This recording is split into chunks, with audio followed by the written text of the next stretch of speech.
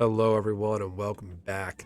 Today, I am going to talk about even more out of Innistrad, not originally printed in an Innistrad set, but being reprinted and shoved into Innistrad Remastered. I've done 2 other videos on this, so please go check those out. Let's just get right into it. First, leading off is Metallic Mimic, originally printed in Kaladesh. Shapeshifter, ETB, choose a creature type. Metallic Mimic is the chosen type, in addition to other types. Each other creature you control, the chosen type, enters the battlefield with an additional +1/+1 counter on it. I think this is a sensible add. Here is the Innistrad Innistrad Remaster reprint, art rather. I think this is fitting. It shows how old that card is because it enters the battlefield and this enters choose a creature type. This works. Mark Rosewater talked about like stuff for the Bloomburrow spoilers about what he called typal glue. So a card like this is definitely tribal glue. Choose a creature type. This creature is the chosen type, addition to other types. 1/1 counters whenever something else the same chosen type ETs. So Innistrad is a very creature-heavy, centric themed set. Werewolves, vampires, humans, horror, you name it. Zombies, skeletons, dragons. Really put everything in Innistrad. Did I say werewolves? Anyway, so this makes sense. Sensible ad. Metallic Mimic, I don't think had too many printings. I believe it had a masterpiece version and some secret layers, maybe something else, but I think it's a long time coming. This is a great ad. So I'm all for it. Let me know what you think in the comments on this one.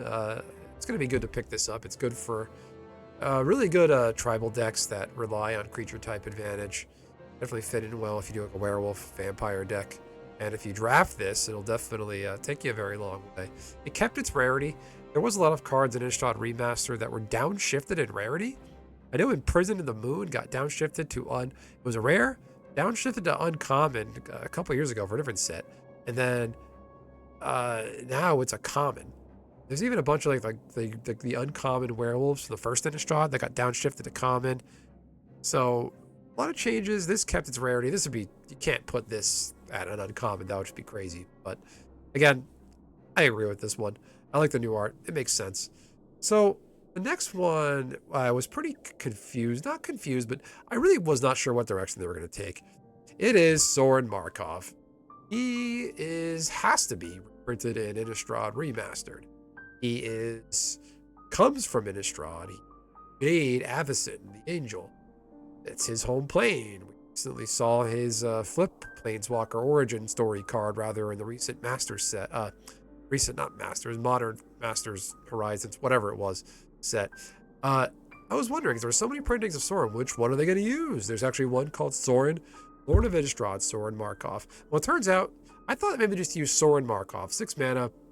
It's very vampire-y stuff. It turns out they did not just use plain old Saurin Marov. They didn't use this one. They didn't use this one. They didn't use this one. The one that is Saurin, Lord of Innistrad. I thought this one might make the cut, but I could see kind of why it didn't. It's not great. It doesn't really give a lot of typal, tribal advantage. Saurin Grim Nemesis is just, well, I was gonna say it's too much mana, but so was the original very first Saurin. It was printed in Zendikar. This one is just, the Saurin's not very good. It's cool to, it'd be cool to have one. I like the art.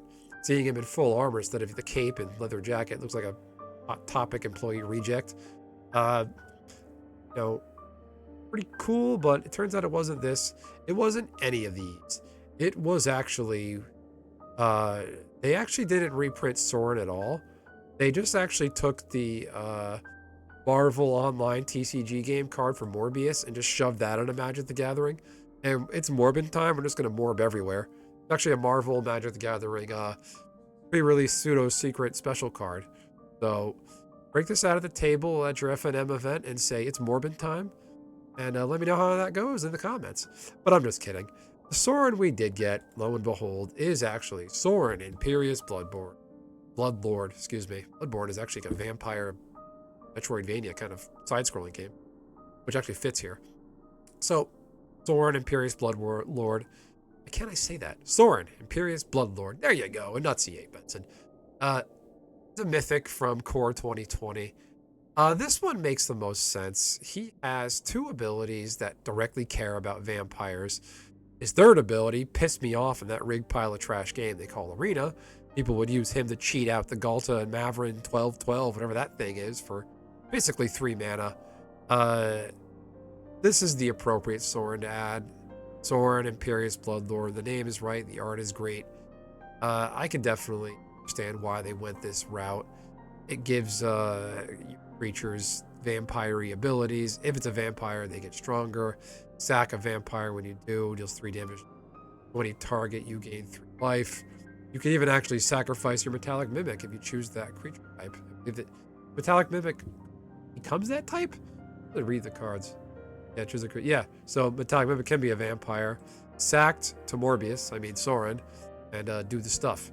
And again, vampire creature card from your hand on the battlefield. You can put yourself in Olivia and if you get yourself Olivia Voldaren, if you draft this, I'm not even sure if this is draftable. You can try. Olivia Voldaren, you can for 3 mana, you can cheat out Olivia or any other vampires. So I think this is a great ad. It makes sense. It's got the marquee look of Saurin. So there's also a variant art of this that is not actually Morbius. So the full art variant, you get yourself a chubby, slightly fat version of Henry Cavill. I don't know why he looks so different than the original art by Chase Stone. It's like this person has The Witcher and other Henry Cavill Superman and Eternals on their mind. I don't know why he's a little thick in the waist, a little chunky. I guess he's having drinking too much of the good stuff. But full arts are cool. It's Saurin at the end of the day, but I don't like the statues in the back. Just stock, white, Greco-looking, bleeding eyes statues holding a skull. Look at the original art. It's actually holding the evasive staff behind him. And this one's just like very plain. I don't know. I'm not saying it's AI. I'm not saying it's stock footage, but I don't know. Just not a fan. Very Saurin-y, but just doesn't do it for me. This artist maybe has a crush on Henry Cavill. I don't know. Anyway, that's it. That's that. The entirety of Innistrad Remastered has been spoiled. It's coming out fairly soon. Might have already been released. I'm not sure. I'm not buying any right now. I might just buy 1 pack and open it for the channel at some point. I already own a lot of Innistrad. I don't care about getting any physical cards at this time. It is weird for me. Like, Innistrad to me is a fall set. Should have just released it in the fall. It's like a companion surprise set to go with Duskmourn, even though Duskmourn is standard set. This isn't. Morbius. So, all in all, what do you think of these cards? Metallic Mimic, Morbius, I mean Saurin, I mean Henry Markov Cavill. So, that's it. That's that. Let me know what you think in the comments. Are you buying any Innistrad Remastered? Are you going to any store events? Are there even going to have any store events? Yeah, as always, remember to like, comment, and subscribe. Be sure to hit the like button on your way into this video, on your way out of this video. Share it with a friend. I'm doing pretty good with the channel. I've come back hard after New Year's, really making a bunch of videos. Seeing the thumb button get the hit. That's a weird way of saying it. Hitting the like button, it definitely is encouraging for me. It helps boost the video, helps grow the channel. And anyway, I look forward to hearing from you in the comments. Have a great night, everyone.